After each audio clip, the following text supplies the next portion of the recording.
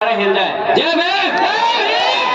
अब लग रहा कि आप लोग खाना खा के आए हैं, तो सबसे पहले बहुजन समाज में जन्मे सभी संतों, गुरुओं और महापुरुषों को नमन करता हूं। और यहाँ पे उपस्थित हमारे आजाद समाज पार्टी की कमेटी को मेरा दिल से जय भीम। और हमारे बड़े भाई जिला वरिष्ठ सह संयोजक सिद्धार्थ भारती जी को मेरा क्रांतिकारी जय भीम। और साथ ही साथ हमारे वरिष्ठ उपाध्यक्ष देवेश कुमार जी को मेरा क्रांतिकारी जय भीम। और साथ ही साथ हमारे ब्लॉक अध्यक्ष विनोद कुमार जाटो जी को मेरा क्रांतिकारी जय भीम। और समस्त भीम आर्मी के पदाधिकारियों को मेरा क्रांतिकारी जय भीम। और यहाँ पे उपस्थित हमारी माताएं, बहनें, युवा साथी, बूढ़े बुजुर्ग और बौद्ध कथा टीम को मेरा क्रांतिकारी जय भीम। अपनी वाणी को आप लोगों के बीच में रखते हुए सबसे पहले मैं दो पंक्ति बोलूंगा कि राहत की दरिया का किनारा भी कभी आएगा, कि राहत की दरिया का किनारा भी कभी आएगा। और वक्त अगर आपका है तो क्या हुआ साहब, संघर्ष कर रहे हैं, वक्त कभी हमारा भी आएगा, वक्त कभी हमारा भी आएगा।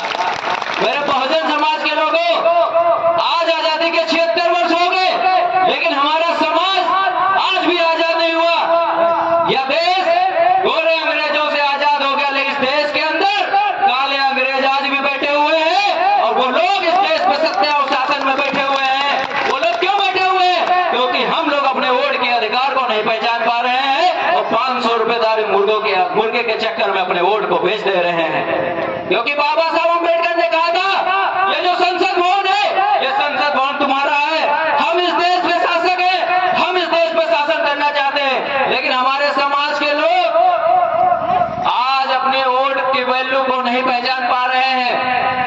आज बड़ा सा बड़ा नेता आपके घर आता है, आपके आगे झुकता है। जो लोग हमें पड़ोस में बैठने को पसंद नहीं करते थे, आज वो हमारे सामने सर झुका करके वोट मांगने आते हैं। क्योंकि हमें वो वोट का अधिकार बाबा साहब अम्बेडकर ने दिया। उस वोट को हम लोग बेच के ऐसे लोगों को सत्ता में बिठाए हैं जो लोग हमारी बहनों के साथ, हमारे बहनों के साथ अत्याचार कर रहे हैं, उनके साथ बलात्कार किया जाता है। हमारे समाज के लोगों के साथ बलात्कार किया जाता है, हमारे समाज के लोग शोषण किया जाता है। एक छोटा सा बच्चा इंद्र मेघवाल जो 9 साल का था, उस राजस्थान में एक ठाकुर समाज का जो टीचर था, वो बच्चा उसके मटके से पानी पी लेता है तो उसको जान से मार देता है। वो समाज आज समझ नहीं पा रहा है। हाथरस में हमारी मनीषा वाल्मीकि जी के साथ शोषण हुआ, 3 ठाकुरों ने हमारी बहन जी के साथ में अत्याचार किया, उसकी जान ले ली। लेकिन हमारे समाज के लोग यहाँ अपने वोट को नहीं पहचान पा रहे हैं। ऐसे लोगों को सत्ता में बैठे हैं कि उनके ही लोग दूसरी जगह पंचायत कर रहे हैं उनके समर्थन में, जिन्होंने हमारी बहनों के साथ रेप किया और उनकी हत्या कर दी। यहाँ पे उपस्थित हमारी माताएं, बहनें बैठी हैं और हमारी जो बहनें बैठी हैं, मैं उनसे एक वादा कर रहा हूँ कि जो लोग तुम्हारी तरफ आंख उठाकर देखे, उसकी आंख निकाल लो। मैं इस मंच से माध्यम से कह रहा हूँ, तुम्हारे साथ हमारा दीपक जाटो भाई अपना पूरी टीम के साथ हमारे साथ खड़ा रहेगा। मैं इस मंच के माध्यम से कह रहा हूँ, बहनों तुम्हें पढ़ना होगा फूलन देवी को, क्योंकि तुमने फूलन देवी को नहीं पढ़ा। फूलन देवी ने 17 ठाकुरों को एक साथ लाइन में खड़ा करके एक गोली चलाकर खत्म किया था, क्योंकि उसने अपने साथ हुए शोषण का बदला लिया था। हमें पहचानना होगा कि हमारे समाज के लोग, मैं एक पंक्ति बोलूंगा, जो लोग हमारे समाज के साथ शोषण कर रहे, अत्याचार कर रहे हैं, मैं उनके लिए एक पंक्ति बोलूंगा कि ये चांद, ये सितारे हमारे साथ में रहेंगे, कि ये चांद, ये सितारे हमारे साथ में रहेंगे अगर आप लोगों के हाथ हमारे हाथ में रहेंगे।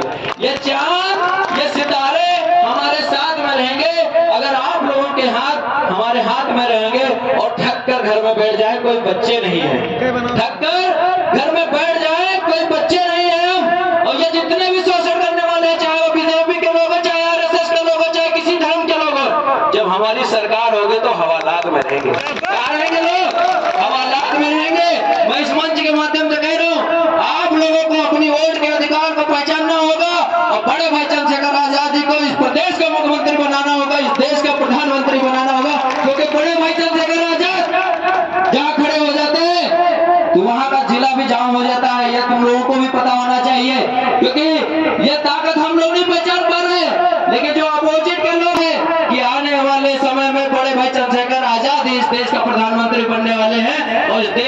इस उत्तर प्रदेश का मुख्यमंत्री भी बड़े भाई चंद्रशेखर आजाद ही बनने वाले हैं। क्योंकि मैं कहना चाहता हूं हम लोगों से,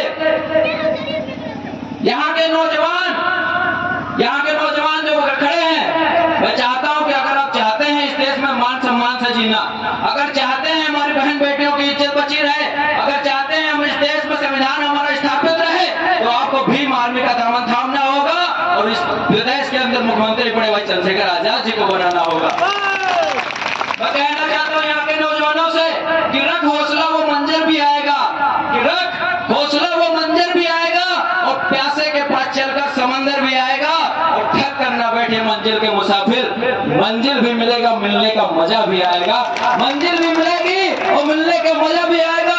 यहाँ के बीजेपी आरएसएस के लोग जो भीम आर्मी को दबाना चाहते हैं, कोई मुकदमा लगाकर दबाता है तो कहता है कि तुम्हें गोली मरवा दूंगा, तो मैं उनसे कहना चाहता हूँ कि मत समझना डराने से डर जाएंगे, हो अब की सारी हदों से गुजर जाएंगे, हम मौत के नाम का खौफ देता है क्यों, मौत जिस रोज आएगी मर जाएंगे, मौत जिस रोज आएगी मर जाएंगे, लेकिन तुम्हारे धमकाने से हम डरने वाले नहीं है।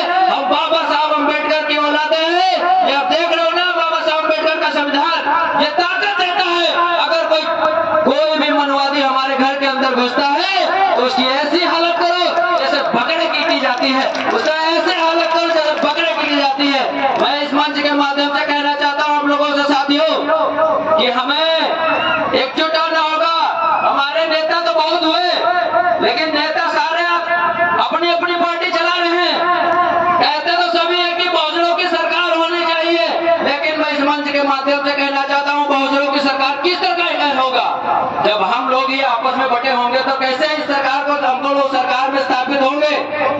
हमें एक मंच पे आना होगा, जब तक हम एक मंच पे नहीं आएंगे तो कभी भी हम लोग इस देश में सत्ता स्थापित नहीं कर सकते, क्योंकि हमें अपनी अपनी पार्टी के चक्कर में पड़े हुए हैं। कोई बहुजन समाज पार्टी को लेकर चल रहा है, कोई आजाद समाज पार्टी को लेकर चल रहा है, कोई समाजवादी पार्टी को लेकर चल रहा है, जबकि ये तीनों पार्टियां 85% बहुजनों की पार्टियां हैं। समाजवादी पार्टी वो उसमें भी ओबीसी समाज, SC/ST ओबीसी समाज के लोग जुड़े हुए हैं, और आजाद समाजवादी पार्टी में भी SC/ST ओबीसी के समाज लोग जुड़े हुए हैं, बहुजन समाज में भी उसमें भी बहुजन समाज के लोग जुड़े हुए हैं। लेकिन ये तीनों जब तक एक मंच पे नहीं आए, मैं इस मंच के माध्यम से कह रहा हूँ कि हम कभी सत्ता स्थापित नहीं कर सकते, क्योंकि हमें आना होगा।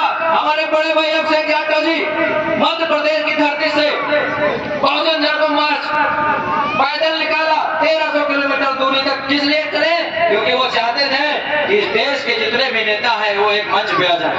हमारे अभिषेक यादव जी 26 नवंबर को दिल्ली के जंतर मंतर पर एक बड़ा प्रोग्राम कर रहे हैं, और मैं यहाँ के जनता से कहना चाहूँ भीम आर्मी से है या बहुजन समाज में जन्मे हैं, उनसे मैं कहना चाहता हूँ कि बड़े भाई अभिषेक यादव जी के लिए दिल्ली जंतर मंतर पर जरूर पहुंचे, और यहाँ के नौजवान बहुजन समाज के लोग और जो लोग बाबा साहब अम्बेडकर को गालियां देते हैं, उनकी मूर्तियां तोड़ते हैं, मैं उनसे कहना चाहता हूँ बड़े भाई अभिषेक यादव की एक पंक्ति है, एक शायरी है जिसको नौजवान यहाँ के लोग बहुत पसंद करते हैं। मैं कहना चाहता हूँ कि हम अम्बेडकरवादी है बेटा, हम अम्बेडकरवादी है बेटा, जिस दिन औकात पे आ गए ना तो तुम्हारी सारी गर्मी झाड़ देंगे, जिस दिन औकात पे आ गए ना तो तुम्हारी सारी गर्मी झाड़ देंगे।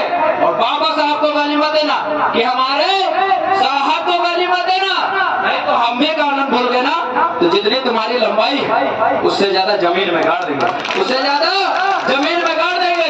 बाबा साहब अम्बेडकर की औलादे हैं जो हमारा इतिहास नहीं जानते, जो लोग समझते हैं कि हम कमजोर हैं, मैं उनको बताना चाहता हूँ, जाकर के पढ़ लेना 1 जनवरी 1818 500 महारों ने 28,000 पेशवरों को काट के फेंक दिया था। हमारा इतिहास तलवारों से भी लिखा गया और कलम से भी लिखा गया है, कलम से लिखा गया संविधान और तलवारों से लिखा गया है 520 28,000। ये याद रखना, ये इतिहास हमारा है। जिनको नहीं पता वो पढ़ ले, जो समझते हैं कि हम कमजोर हैं, जो लोग कहते हैं कि हम संविधान को बदल दें, हम तो उनसे पूछना चाहते हैं कि तुम्हारे बाप दादाओं ने कभी कविता लिखी है कि वैसे संविधान को लिख दोगे? पहले जा करके बाबा साहब अम्बेडकर के जैसा 32 डिग्री वाला अपना बाप तो ढूंढ लो, तब जाकर के संविधान लिख पाओगे। जो चाहते हैं कि संविधान बदल देंगे, अरे तब एक अम्बेडकरवादी था जो बाबा साहब अम्बेडकर, जब तुम्हारी पुस्तक बड़े बड़ी पुस्तकों को हिला दिया, आज लाखों करोड़ों में अम्बेडकरवादी यहाँ पे उपस्थित है। 2 अप्रैल 2018 याद कर लेना, बड़े भाई चंद्रशेखर आजाद जी ने एक आदेश में दिल्ली में भारत बंद कर दिया था। और इस समय अगर आप संविधान को बदलने की बात करेंगे तो जानते नहीं यहाँ पे लाखों जलियांवाले बाग तैयार हो जाए। हम संविधान को मानते हैं, संविधान के लिए गर्दन कटा भी सकते हैं और गर्दन काट भी सकते हैं, ये याद रहे संविधान बदलने वालों को। मैं एक मंच के माध्यम से एक पंक्ति बोलूंगा कि लबों पे सजाकर हम अपने संविधान निकले हैं, कि लबों पे सजाकर हम अपने संविधान निकले हैं और वतन पे मर मिटने के लिए अरमान निकले हैं। और जमाना अगर तुला है जान लेने की हमारी, तो जमाना अगर तुला है जान लेने की हमारी, तो हथेली पे सजाकर हम भी अपनी जान निकले हैं, हथेली पे सजाकर हम भी अपनी जान निकले हैं। यहाँ के नौजवानों से मैं कहना चाहता हूँ, यहाँ के बुजुर्गों से मैं कहना चाहता हूँ, यहाँ के माताओं से मैं कहना चाहता हूँ कि आप पाखंडवाद को छोड़ दीजिए और बाबा साहब अम्बेडकर को पढ़ लीजिए, बाबा साहब अम्बेडकर को अपना लीजिए, कोई तुम्हें रोक नहीं सकता। बाबा साहब अम्बेडकर के 3 मूल मंत्र थे कि शिक्षित बनो, संगठित रहो, संघर्ष करो। लेकिन मेरे समाज के लोग, मैं देख रहा हूँ यहाँ पे कोई बच्चे कंचे खेल रहे हैं, कोई कुछ कर रहे हैं। 15 साल का बच्चा जब होता है तो हमारी माताएं बहनें और हमारे यहाँ पे जो बुजुर्ग लोग हैं उन बच्चों को बाहर कमाने के लिए भेजने लगते हैं। मैं उनसे कहना चाहता हूँ, अगर आप अपने 500 रुपए जो कमाते हैं, 200 रुपए का शाम को आकर के दारू मुर्गा उसमें बर्बाद कर देते हैं, वो 200 रुपए अगर बचाने लगे तो हर महीने में 6000 रुपए आपके पास बचेगा। उस 6000 रुपए से अपने बच्चे की अच्छी शिक्षा दे सकते हैं और उस शिक्षा से जब तुम्हारा बच्चा एक अच्छा अधिकारी बनकर के आएगा, आज जो लोग 5 किलो राशन में बिक रहे हैं, मैं उनसे कहना चाहता हूँ, उनको बताना चाहता हूँ, वो जब बच्चा अधिकारी बन के आएगा, जो आज शौचालय और आवास के लिए मर रहे हो ना, वो आवास शौचालय की जरूरत नहीं होगी, उस बच्चे की देन से तुम्हारे घर में 3 मंजिल की मंजिल खड़ा होगा, क्योंकि उस बच्चे को तुमने शिक्षा का महत्व समझ कर उस शिक्षा को उस बच्चे को ग्रहण कराया।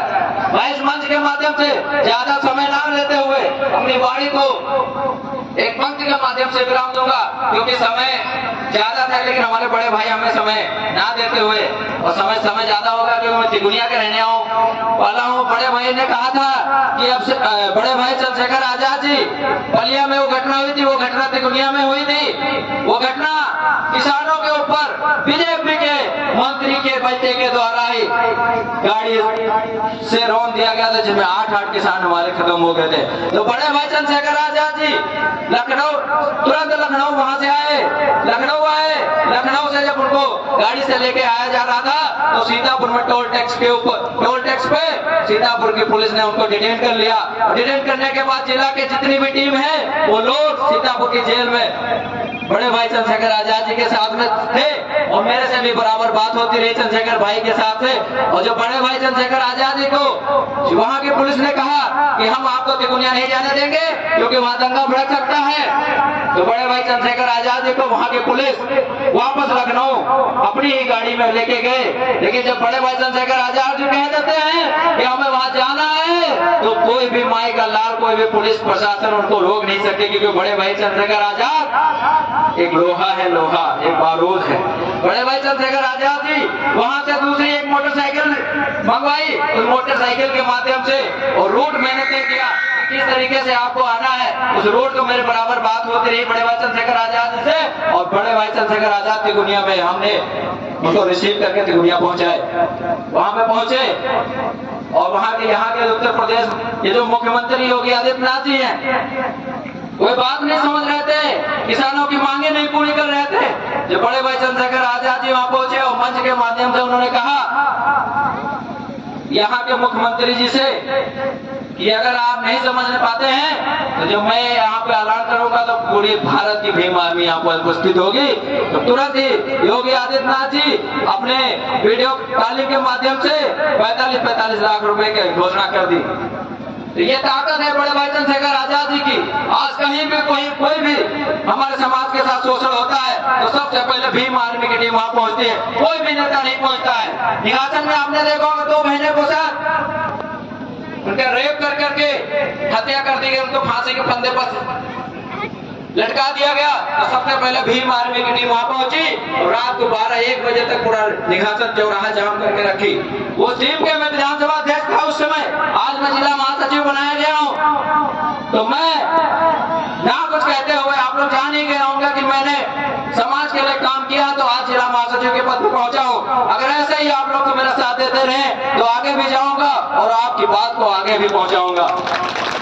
इस बात अपनी वाणी को विराम देते हुए एक पंक्ति बोलूंगा कि यह रुतबा मेरे सर को तेरे संविधान से मिला है, यह रुतबा मेरे सर को तेरे संविधान से मिला है। औरों को मिला वो मुकद्दर से मिला, औरों को मिला वो मुकद्दर से मिला, ये मुकद्दर भी मुझे तेरे संविधान से मिला है, ये मुकद्दर भी मुझे तेरे संविधान से मिला। जय भीम आर्मी, जय संविधान, जय विज्ञान।